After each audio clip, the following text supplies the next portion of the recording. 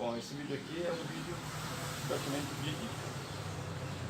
Como você conectar um tablet desse com Wi-Fi para aproveitar um somzinho baqueado já que não funciona quase nada. Mas a potência dele tá boa e as caixas também tá boa. Eu vou usar esse cabo componente e usar também esse cabo de áudio e vídeo, RCA, deve ser RCA. Vou conectar esses cabos no tablet, conectar no som para usar a potência do som, porque a potência é muito boa. Primeiro vou conectar cabinho normal.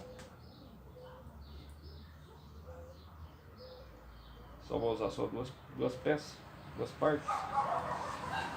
E vou conectar também no fone de ouvido do tablet normal.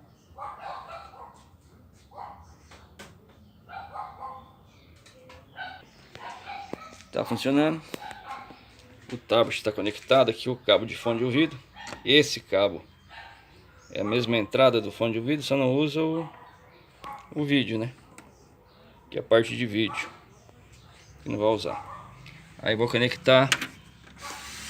E atrás tem duas entradinhas. É uma branca, já tá meio amarelada, mas é branca. E a vermelhinha aqui do fone, do som. Se o som tiver essa entrada aqui, tá sossegado. Aqui é o fio da caixa.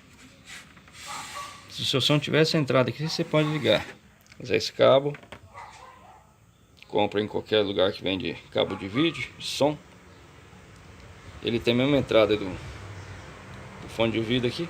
Pode ser do celular, tablet, qualquer coisa. O som já está ligado. Aí você vem aqui na parte de auxiliar, que é vídeo, auxiliar, tudo a mesma coisa.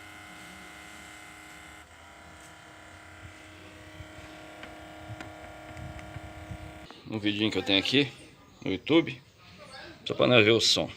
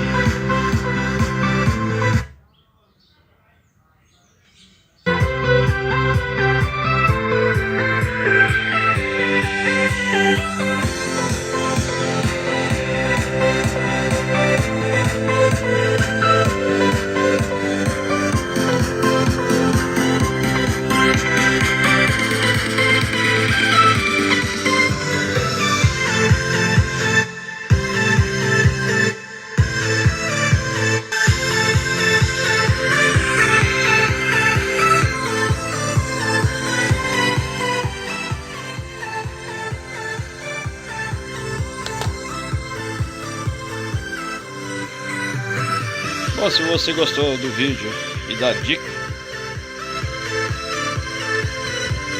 se inscreva no canal que tem vídeo sobre muitas variedades de outras coisas. Deixe seu like, compartilhe com seus amigos nas redes sociais para dar uma força para nós. Vou fazer vídeo sobre muitos assuntos, informação, dicas e outras coisas também. Muito obrigado.